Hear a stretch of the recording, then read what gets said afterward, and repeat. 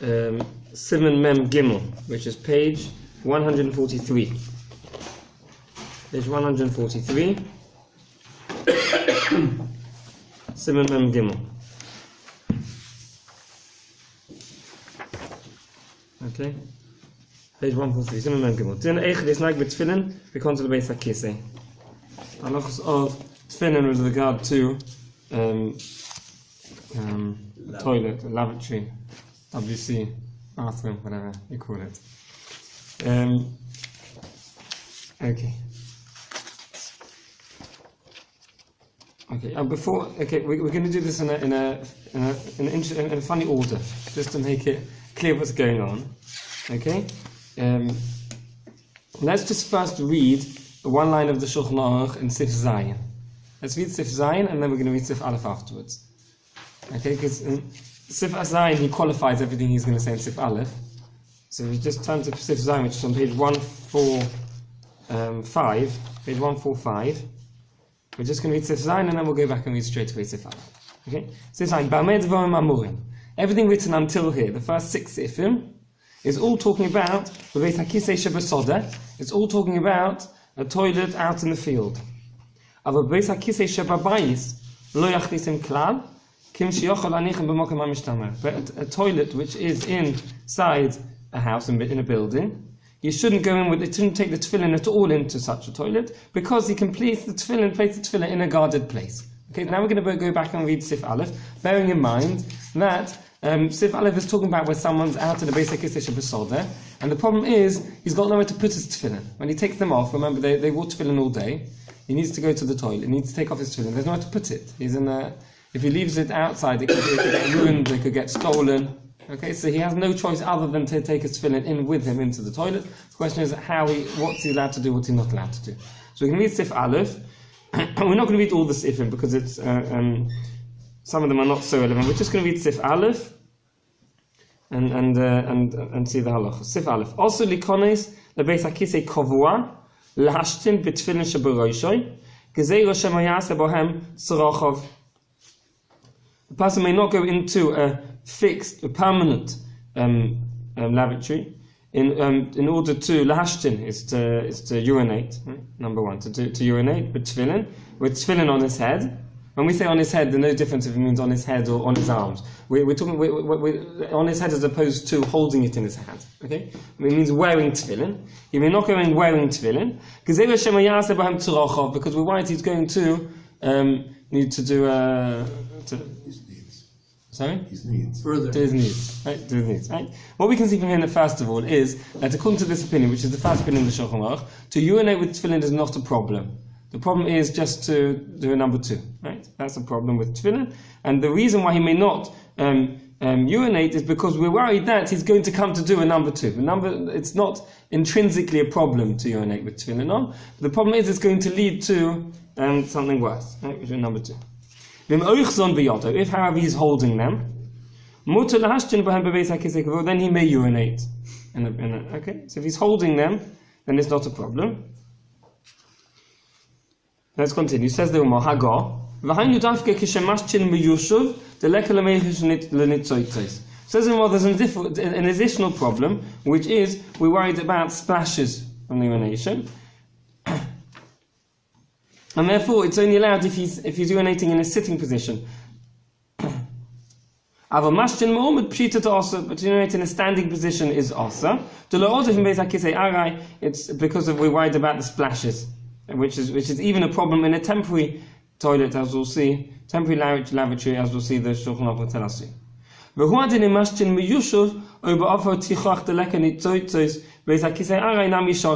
So it's only allowed to urinate if it's in a case of where there's no problem with splashes. Either he's doing it in a sitting position, or he's doing it on soft soil, so there's not going to be any splashes. The Mishnah will add to it, so too if he's doing it on a place where there's a slope. ואין חלק בין קבע לארעי לעניין זה.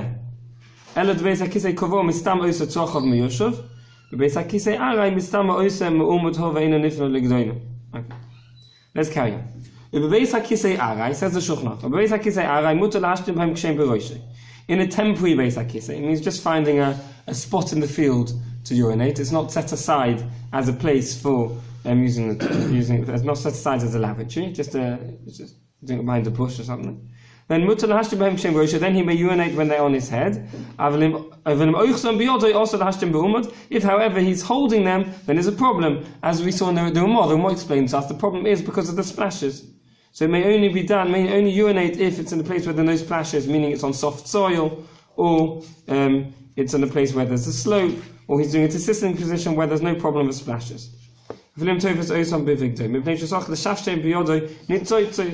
Even we're worried about splashes, even in the case where he wraps it in his clothing, we're still worried about splashes, because we're worried that he's going to have to wipe the splashes off his shoes, and therefore we're worried that the tefillin will get dirty. You should take them off at a distance of 4 amos, which is approximately 2 meters, and give them to his friends. Okay, we're going to see in a minute the second opinion, which is the Rambam. Let's just summarize what we've seen. We've seen that doing number 2 with tefillin on is osur. That's number 1. That's rule number 1. Rule number 2, to urinate with tefillin on in a permanent lavatory is a problem because we're worried he's going to come to do a number 2. In a temporary lavatory, we're worried he's going to do a number 2. That's if he's wearing the tefillin. Okay, that's if we're wearing the tefillin. If, however, he's holding the tefillin, right? And similarly, in a temporary lavatory, in both those cases, we're not worried he's going to do a number 2. Therefore, urinating is going to be okay, unless there's a problem of splashes. Okay, and to solve the problem of splashes, it has to be either he's doing it in a sitting position, or he's doing it on soft soil, or it's a slope. Okay? That's all the first opinion. Says that it carries on the Shulchan Aruch.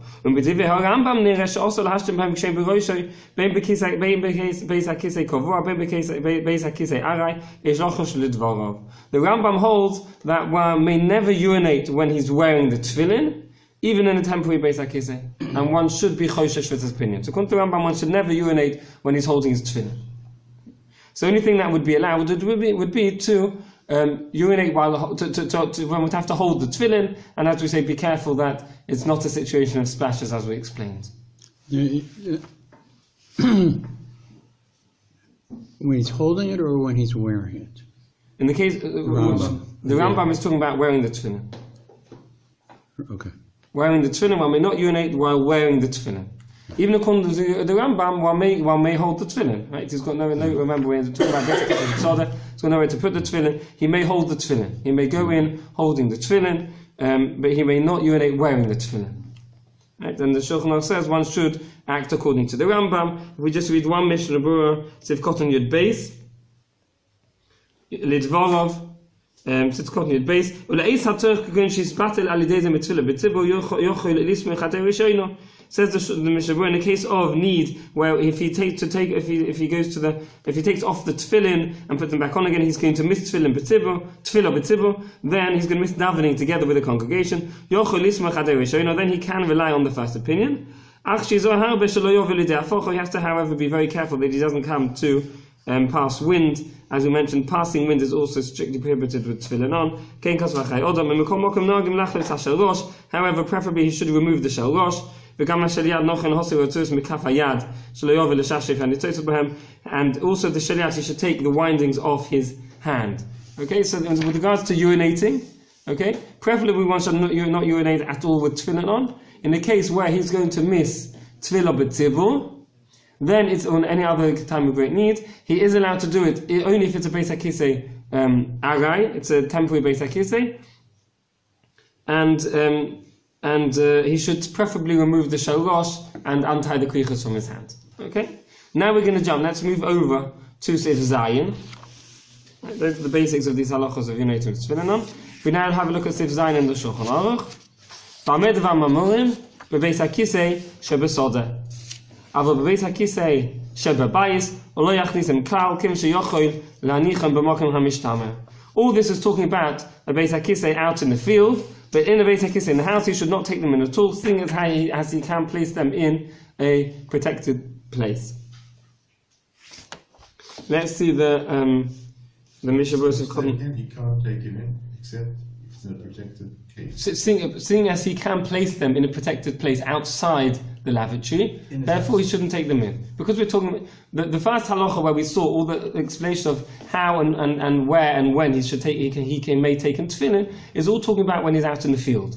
However, if he's in a building, he can leave the tefillin outside the lavatory. They're not going to get ruined. They're not going to get stolen.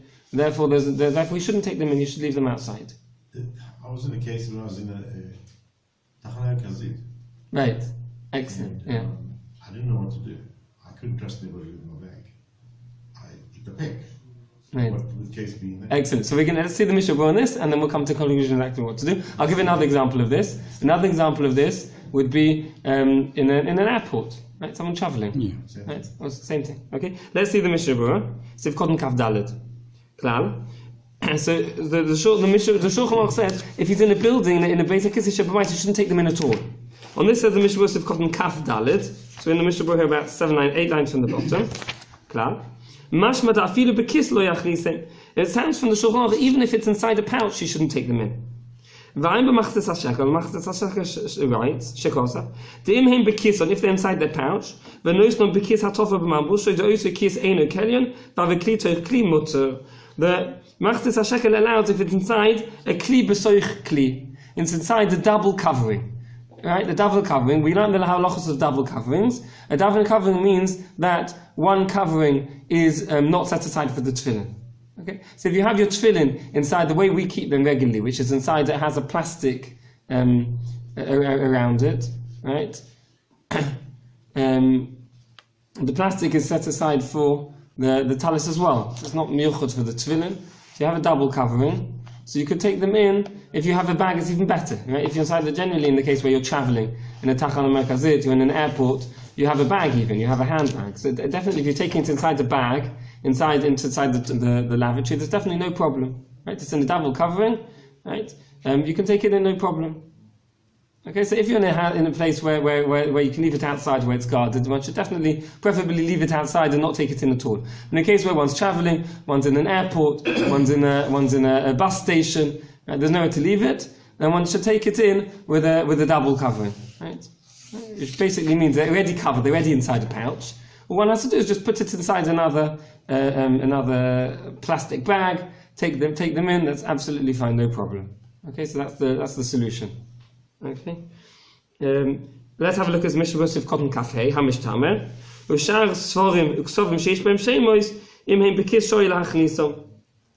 Veish Oimim Dabuinan Davke Tik Besoich Tik. Im Soch Lekones Beis Akise Kizei Linin Tefillin. When it comes to other Sforim and other pieces of paper with names of with shemus on them, for example, siddur, people often carry a siddur in their pocket.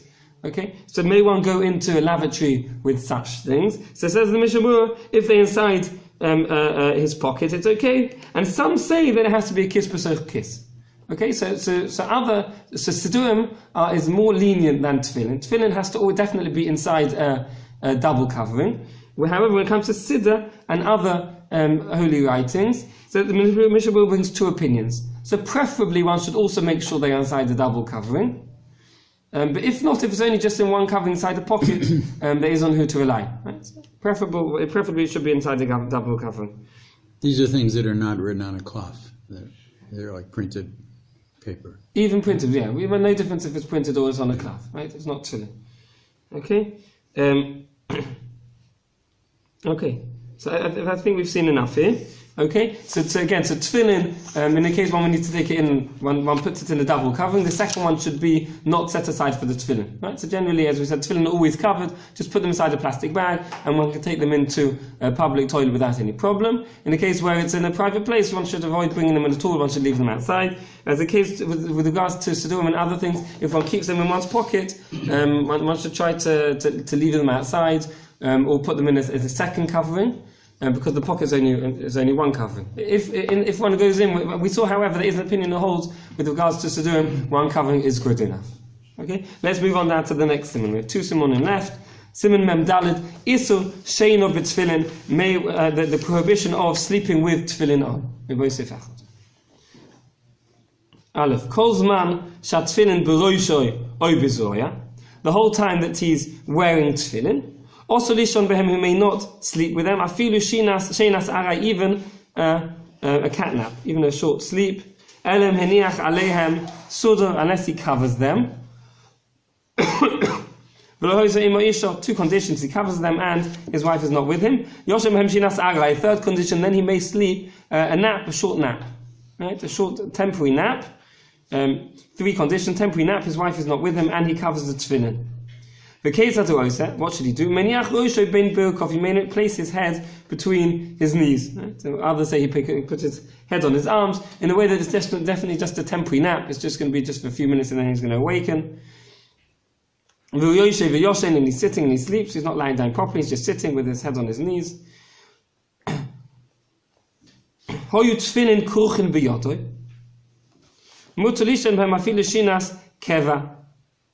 If he has his tefillin and they are tied on his arm,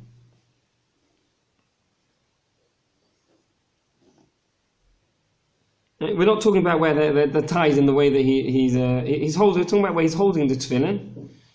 He says they're not bound in his hand. Maybe he means wrapped up.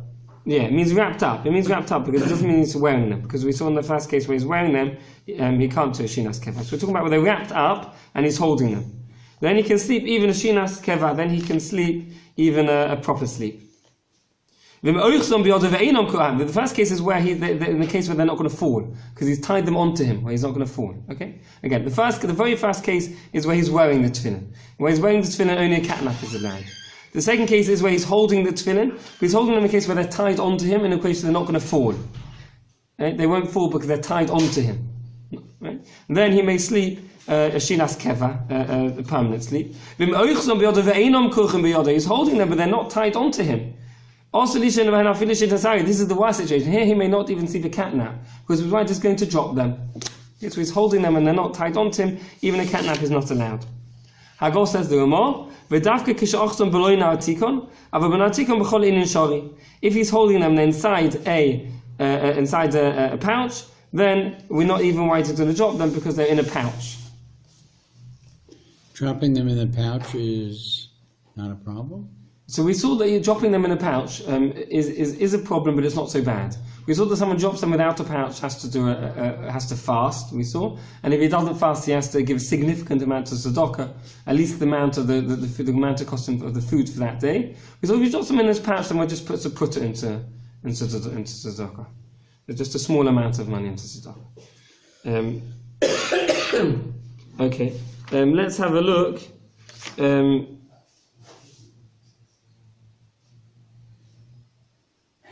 Let's have a look at MISHNA Berura Cotton Dalet. Shinas Arai, having a temporary sleep with tefillin on. So MISHNA Berura Cotton Dalet. Shinas Arai.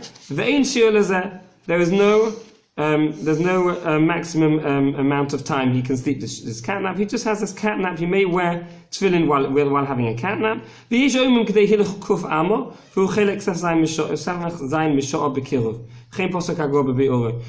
MISHNA Berura brings a second opinion that he only may sleep 1 minute, just under a minute with his tefillin on, which is quite a limitation. There's two opinions here. There are many poskim who hold like the first opinion that there's no limit. Okay, so preferably one shouldn't even have a catnap if it's longer than a minute. The MISHNA Berura prefers one shouldn't, but one can, according to a lot of opinions, one can have a catnap with short nap with tefillin on, put his head on his arm, sleep for a few minutes. If he's going to learn for some time with his tefillin after davening, and he needs to have a short nap, then according to many opinions he can. Preferably, if you can, according to the MISHNA Berura, he shouldn't sleep longer than a minute. Okay. Seems to me, even a catnap, if your tefillin is on your head and you're putting your head down, especially between your knees, the gravity would pull the tefillin off your head while you're sleeping. If it's tied on well, it shouldn't fall off. If it's tied on at the back well, it shouldn't. But what's holding it on is friction and gravity. Right. It's not upside down. His head, presumably his head's still in a position where his face is towards the ground, I think. I would worry. Okay, it definitely has to be, like, as you say, it definitely has to be in a position where it's not going to fall. If it's in a position where it's going to fall, then it's going to be a problem. Okay.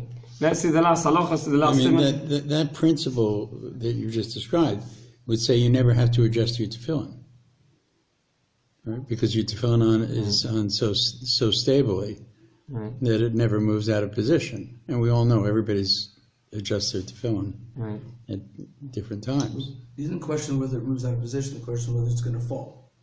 I know. What I'm saying is that if it moves out of position, it means that it can fall.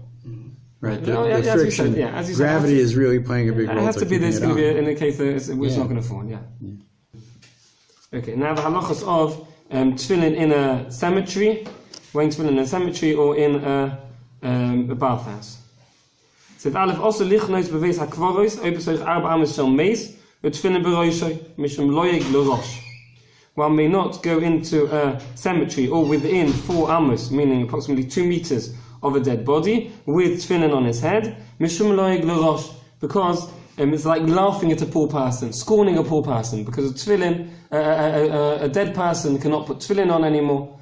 So we do not do, tefillin, tzitzis, we make sure not to wear them in front of a dead person, because he can't anymore do them. We have to appreciate that every second we're alive, we have the opportunity of doing mitzvahs, right? Someone passes away, that's it, he's lost his opportunity. Right? Each second of Olam Hazeh is precious. Okay, so one may not do it in front of a dead body. And if they are covered, then it's allowed. Okay, if they're covered, then it's not visible to the dead person, then it's okay. Okay.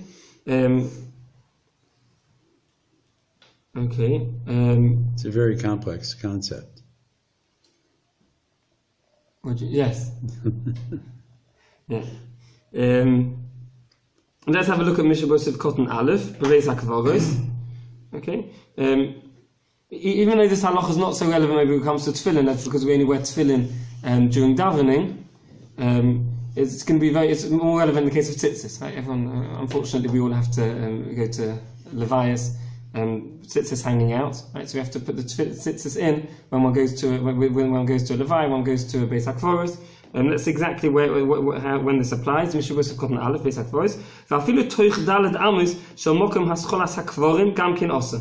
Even within 4 amos, there's 2 meters of the beginning of the graves is osa.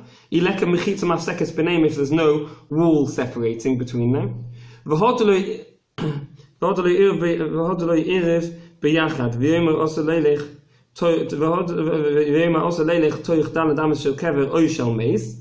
Right? Why didn't the Shulchan Aruch put the two together? Right? The Shulchan Aruch writes, one may not go into a cemetery or within 4 amos of a mace. Right? Why didn't he say one may not go within 4 amos of a cemetery and a dead body? Right? Why didn't he say that?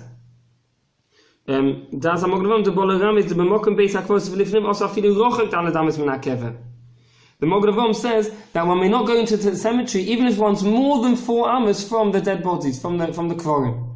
Okay, that's why the Shulchan Aruch writes one may not go into the cemetery, and then when he writes one may not go within 4 amos of a dead body, because the cemetery, one may not go into the cemetery even if one's more than 4 amos, more than 2 meters from the starts of the grave. If one's within the boundaries of the cemetery, one may not wear tefillin, and so to tzitzis. Right? One should already put covers one's tzitzis, or put them inside one's pants before one goes within 4 amos, before one goes into the cemetery. Some say it's okay within the cemetery boundaries. It's okay if one's more than 4 daled amos from the start of the graves. Okay. Fine. Okay. Let's have a look at Sif base. Okay. So Sif base. Beveis hamerchas in a bathhouse, in the inner room where everyone is in the outer room, in an outer room where everyone standing there is fully dressed, one may wear tefillin there. In the middle room, some people are clothed and some aren't. One may not put on tefillin in such a room. If they were already on his head, and he does not need to remove them. In the inside room, where everyone there is is not dressed. There he has to make sure he's not wearing them at all. Okay. Let's see one MISHNA Berura of cotton hay and miktos na woman. Yesh omrim dem ato ein shom adam arom mutar lanach mit tefillin levarich veyesh osim kim da mokem yuchad leze den merchat olav b'miktosai. In the case of the middle room, where we said some people are dressed and some people aren't. So MISHNA Berura here brings a machloikas. If at the time when he's wearing them now, there's no one there who everyone is fully clothed. There's no one there naked.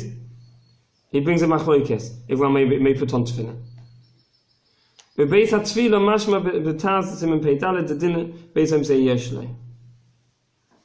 Berak birchas hatefila mutar levarich bo ein sham tamoy.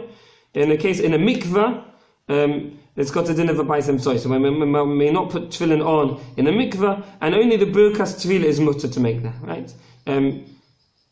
Women make the bracha of tefillah inside a mikvah, right? Even though this is the same as putting on tefillin. There's no difference between tefillin and saying Devarim Shebekdusha, saying a bracha is the same halacha, right? The halachas for saying about tefillin would also apply to saying brachas in such a place. Okay, but they can make a birkas tefillah inside the mikveh.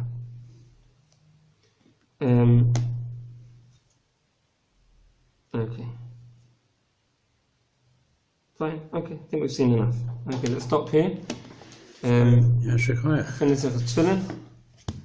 A mammoth task, but we did it. Yes. And we should continue with the halachas of birkas hashachas. We're starting with davening. Tomorrow, Tuesday is going to be Purim. Then we're going to go into Pesach. And then after Pesach, we're going to start with davening. So the beginning is birkas hashachar, and then the rest of davening.